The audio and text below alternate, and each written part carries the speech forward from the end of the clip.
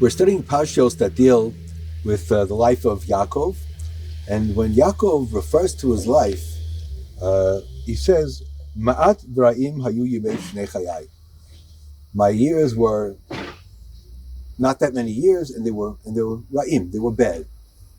And the truth is that when we look at Yaakov, both when we talk about his childhood versus the tension between him and Esav, and that he feels that it's necessary for him to fool his father to receive the brachot.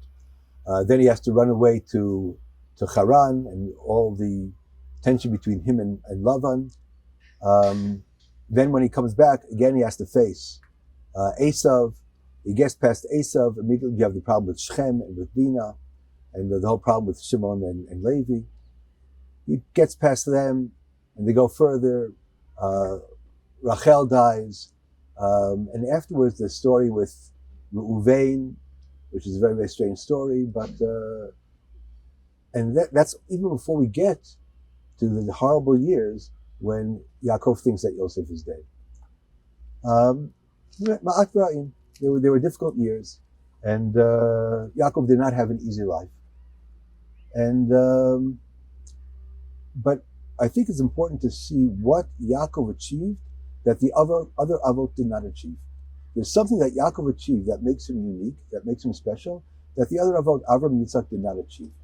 And that's the idea of what Chazal call mitato shlema.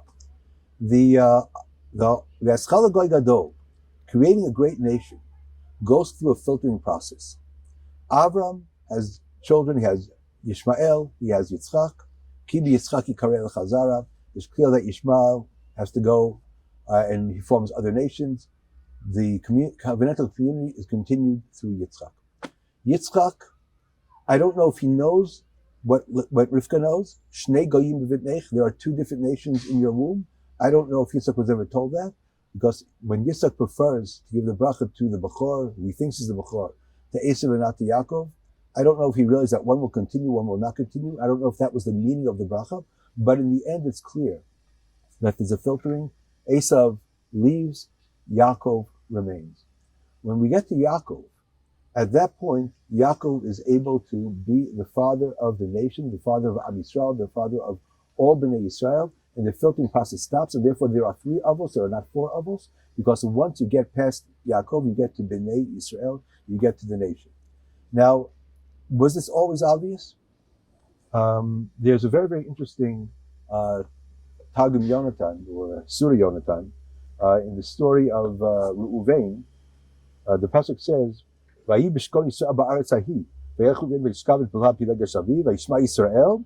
And then there's a sik be'emes pasuk. There's a separation in the Torah, and the pasuk continues, "Vayu b'nei Yaakov shneim asar."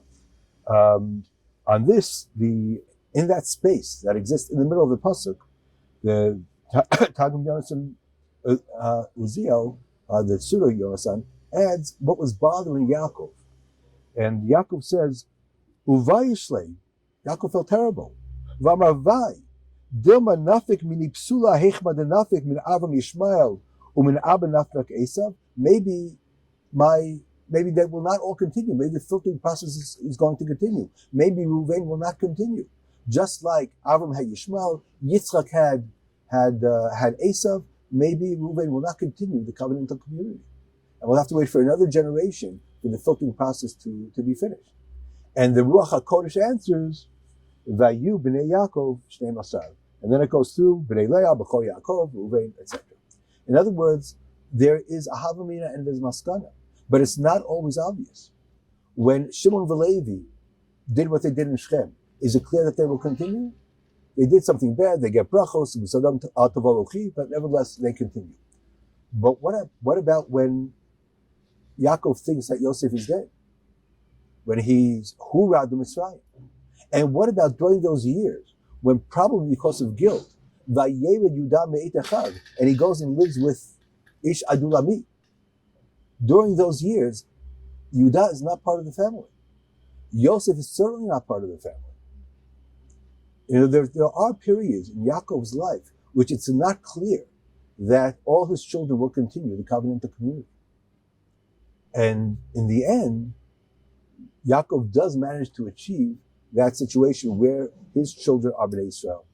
And with all the tensions that exist and all the problems that exist, when Sefer Bereshis ends, there is also a resolution to Bnei Yaakov.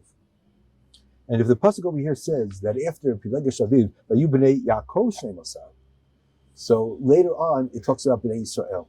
At the end of Bereshis, it's already talking about Bnei Israel. Bnei Yaakov become Bnei Israel. After Yaakov, what he managed to do is to set up the Am, to set up the community. The Eschal Gadol is going to be continued through his children. So there were a lot of tensions. There were problems between Bnei Leah and Bnei Rachel, between Yosef and between his brothers. There were problems with Reuven. But in the end, they managed to come to a resolution. They managed to find the ability to work together, and together all Shnei Shiftei Ka form Bnei Israel. So Bnei Yaakov become Bnei Israel, and the period of the Avot, which is a filtering process, ends with Yaakov, with all the difficulties and all that he went through. The bottom line is that he is the last of the Avos, and from him on continues Bnei Israel.